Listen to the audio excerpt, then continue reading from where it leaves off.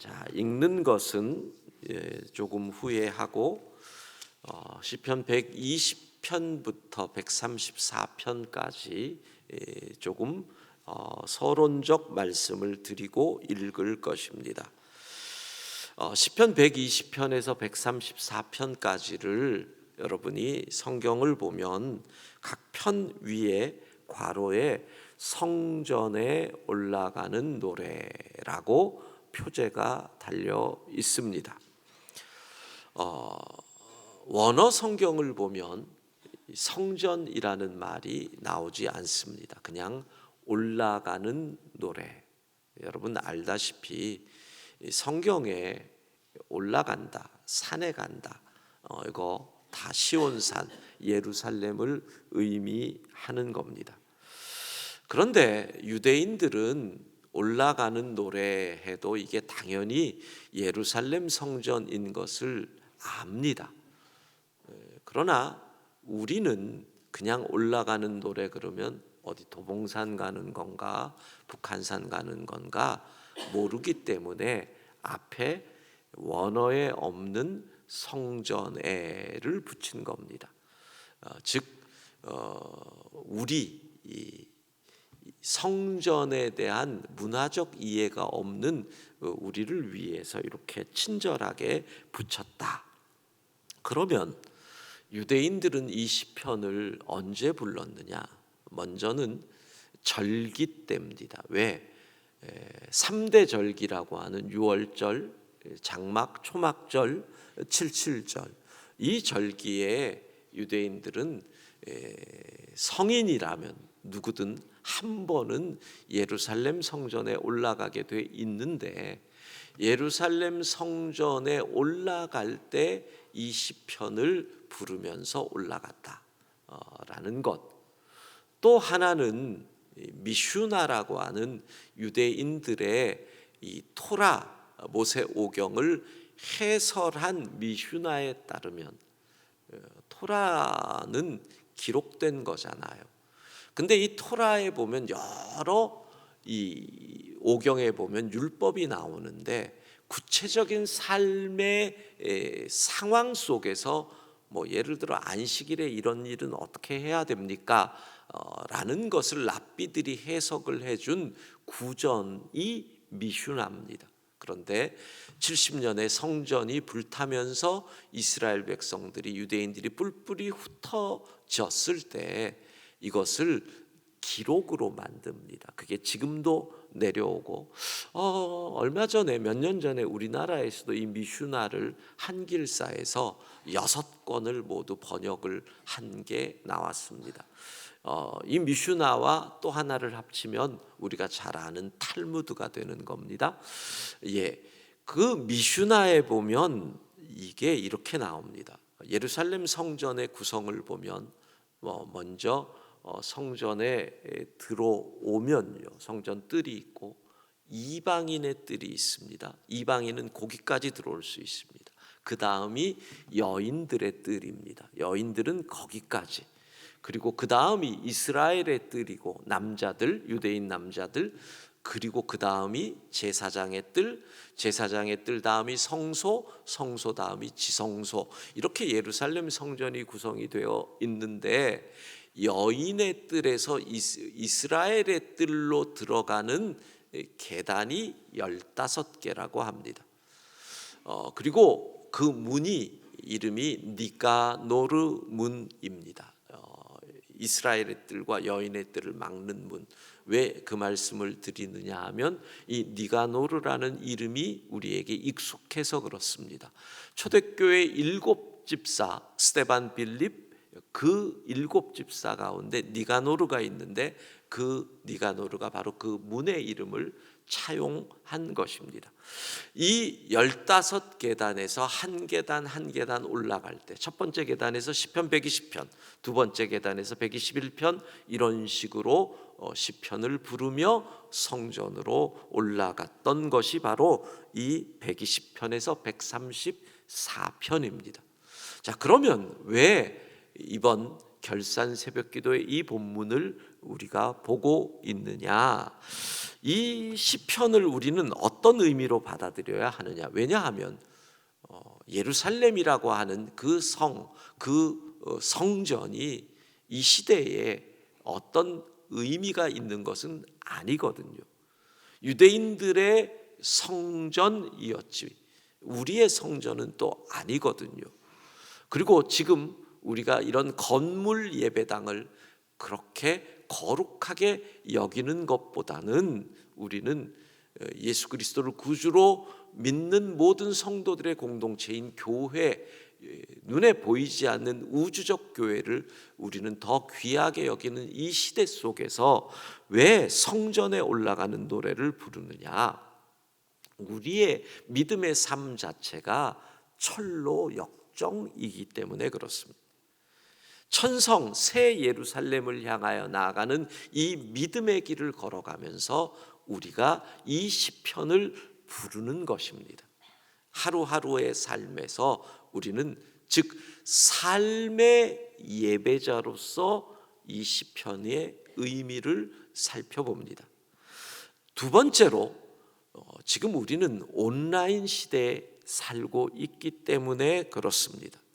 온라인 예배자들이 점점 늘어갑니다. 지금도 보니까 467명의 온라인 예배자들이 저 빼면 466명 온라인 예배자들이 지금 온라인으로 예배를 드리고 있습니다. 이 온라인 예배도 참 감사한 거죠. 어쩔 수 없는 상황과 환경 속에서 온라인으로 예배드릴 수 있다는 게 얼마나 귀합니까? 그런데 온라인 예배자들은 어떤 마음가짐을 가져야 할까라는 의미에서 점점 늘어나는 시대적 상황 속에서 이 시편을 우리가 보는 겁니다. 세 번째로 우리에게 아주 중요한 새 예배당 건축이 진행 중에 있습니다.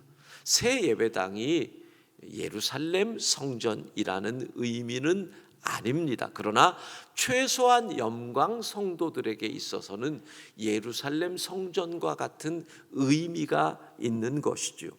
우리는 어떤 마음으로 새 예배당을 바라봐야 할까?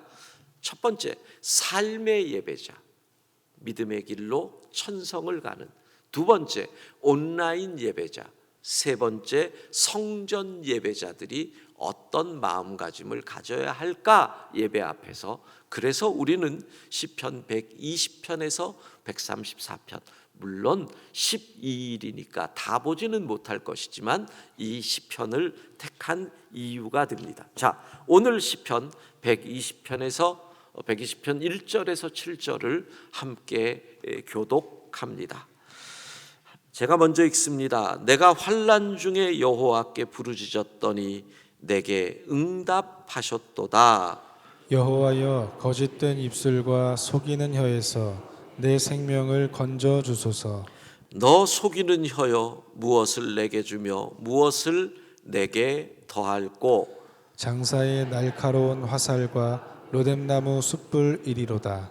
매색에 머물며 계달의 장막 중에 머무는 것이 내게 화로다.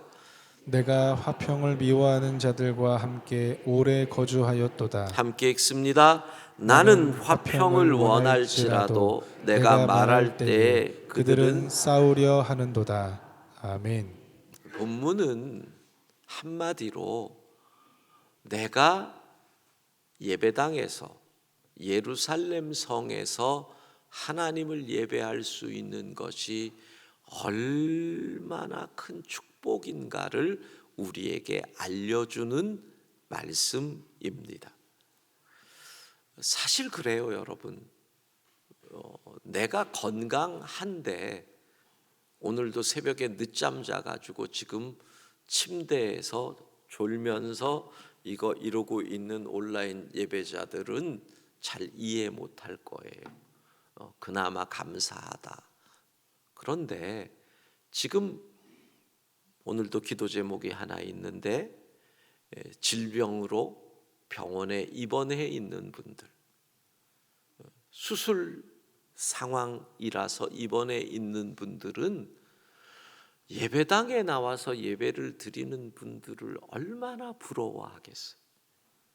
환난으로 인해서 내가 원하지만 나오지 못하는 분들, 예배 드리고 싶다, 예배당에서 예배 드리고 싶다라는 분들, 우리의 기억 속에서 점점 사라지고 있지만 불과 몇 년 안 됐잖아요. 팬데믹 코비드19로 우리가 어느 날 갑자기 무슨 찬물 뒤집어 쓴 것처럼 교회 못 온다. 어떤 분은 생전 처음으로 주일에 교회를 못 온 분들도 계시대요. 얼마나 많이 답답해 하셨어요. 얼마나 많이 안타까워 하셨어요. 환난이 다가와서 예배당에서 예배드리고 싶지만 예배드리지 못하고 있는 저자예요. 그래서 우리는 주의 전에서 예배드릴 수 있는 것이 얼마나 기쁜 일인가, 말할 수 없는 축복인 줄로 믿습니다. 자, 이 시편의 저자가 다윗이라면 사울에게 쫓겨서 지금 방황하고 있을 때일 것이고, 이 시편의 저자가 많은 지금 성전에 올라가는 노래는 포로기 이후에 쓰여졌다 그래요. 그 말은 뭐예요? 우리가 하나님을 예배할 예루살렘 성전은 무너져 있고, 우리는 포로로 바벨론에 끌려와 있고, 가려고 해도 갈 수 없고 예배 드릴 곳도 없는 상황에서 그곳을 너무 그리워하며 쓴 곳일 수도 있어요. 특별히 오늘 본문은 어떤 환난인가 하면 2절이에요. 여호와여, 거짓된 입술과 속이는 혀에서 내 생명을 건져 주소서. 무엇인가 알 수 없는 고난인데 거짓된 혀와 입술과 속이는 혀로 인한 환난이지요. 어떤 사람들은 자료를 찾아보면 이 저자가 사기를 당해가지고 지금 종처럼 끌려갔다라고 이것을 해석을 한 분도 있어요.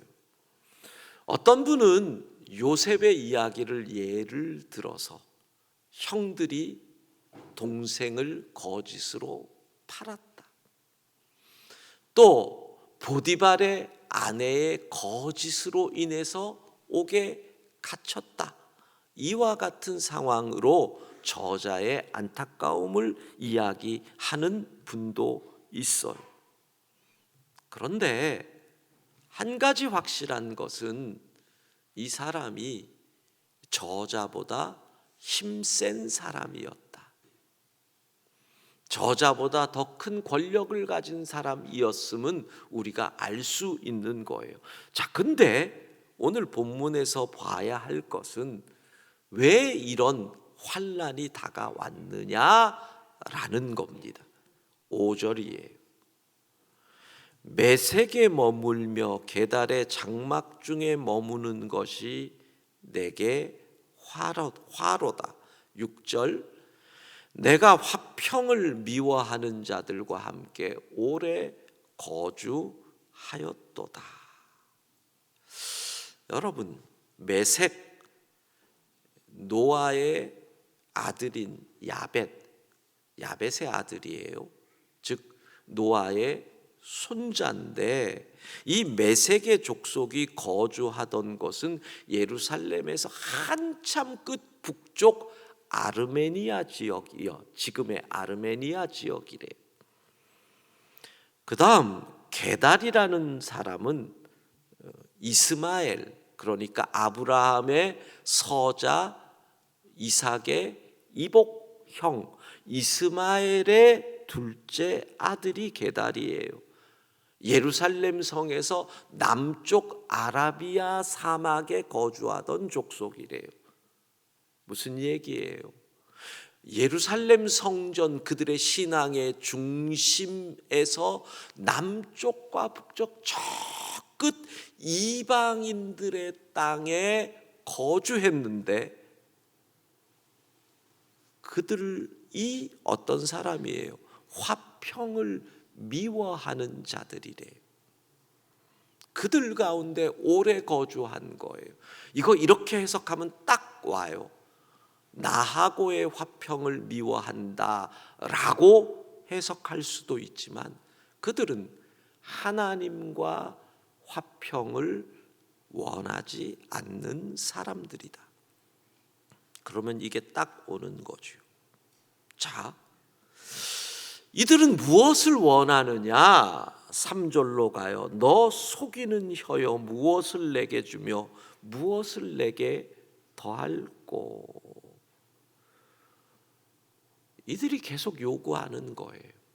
나랑 같이 이 일을 하자. 나랑 같이 놀자. 나랑 같이 즐기자. 여러분, 회사에, 작은 회사, 하청받는 회사의 사장인데 하청을 주는 원청 대기업의 부장이 계속 뭘 달래요. 하청을 받으려고 봉투를 하나 줬더니 다음에 또 달래요. 또 달래요. 접대를 한 번 했더니 또 해달래요. 너 속이는 혀여 무엇을 너에게 더해줘야 되냐? 무엇을 너에게 더해줘야 되냐? 한 번 같이 타협을 했더니 계속 요구를 하는 거예요. 왜 그런 일이 생겼어요? 한 번. 그들과 화평하려고 예루살렘 성을 멀리 떠난 이방 땅에 살면서 하나님과 화평이 아니라 그들과의 화평을 선택한 삶이 계속되다가 어느 날 나는 예배드리러 가기도 어려운 영적 처지가 되어버린 거예요. 어떻게 할까요? 가만히 생각해 보면 이 시대는 정말 타협을 많이 해요. 만약에 제가 옛날 목사님들 설교 때 하는 것처럼 하면, 주일에 어디를 놀러 가? 옛날 목사님들 그랬어요. 주일에 골프를 쳐? 다리 몽댕이가 부러지지. 그렇게 말씀하셨어요. 그러면서 저도 얘기를 하지요. 하고 싶은 얘기를 남의 얘기인 것처럼 하면서, 여러분, 이 시대에 맞지 않는 것 같은 얘기인데 나와 같이 놀자. 그래서 한번 놀러 갔더니, 야, 지난번에도 놀았는데 왜 지금은 안 된다 그러느냐? 타협. 여러분, 오늘 성경은 우리에게 묻는 거예요. 메색과 게달의 장막에 머물고 있는 너희여, 너는 누구랑 놀고 있니? 누구랑 사귀고 있니? 누구와 함께하고 있니? 누구와 같이 어울리고 있니? 하나님과 나 사이를 막는 장애물과 화평하려고 한단 말이에요. 근데 결론은 뭐예요? 그 화평은 하나님을 미워하는 화평이 된다는 거죠. 7절은 당연한 거예요. 나는 화평을 원할지라도 내가 하나님과 화평을 원하니 그들은 싸우려 하는도다. 사랑하는 성도 여러분, 오늘 우리는 나는 하나님과 화평하겠습니다. 이 결단이 있기를 원합니다. 어느 날 예배드리고 싶어요. 이런 단식하지 않도록 하나님과 화평을 원하는 겁니다. 하나님 앞에 환난 중에 여호와께 부르짖었더니 응답하셨대요. 하나님 예배드리고 싶어요. 온전한 예배자 되고 싶어요. 어떻게 응답을 할까요? 4절, 그들이 내게 계속 요구하는 거예요. 좀 더 할 때 장사의 날카로운 화살과 로뎀나무 숯불로 하나님이 그들을 심판하신다. 이게 하나님의 응답이에요. 그리고 우리는 예배드릴 수 있게 된다는 거죠. 장사의 날카로운 화살, 로뎀나무 숯불은 우리로 치면 참나무 같이 불이 꺼지지 않고 아주 오래 타는 나무, 로뎀나무 숯이에요. 그래서 이 말은 지옥불을 의미하는 거예요. 하나님이 그들을 심판할 것이다. 여러분, 아무리 내가 메섹과 게달에 머물고 타협했을지라도 하나님 외에는 없습니다 라고 다시 하나님 앞에 나와서 부르짖으면 하나님이 응답하시고 우리가 하나님과 화평하게 되고 우리를 하나님과 멀리하게 하는 이들은 하나님이 심판하실 것이며 우리는 다시 예배 드릴 수 있게 될 줄로 믿습니다. 기도하겠습니다. 하나님,